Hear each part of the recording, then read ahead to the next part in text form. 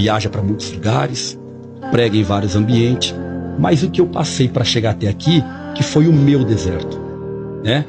Hoje a gente vê alguém lá, e talvez alguém que não tenha uma mentalidade curada ou madura, vai olhar para alguém que Deus está honrando agora e vai fazer pré-julgamentos. Aquele é soberbo, aquele que é sexy, e não é nada disso.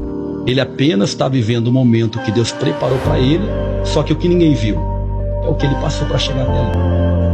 Tudo tem que ter um começo, e todo começo nunca é fácil.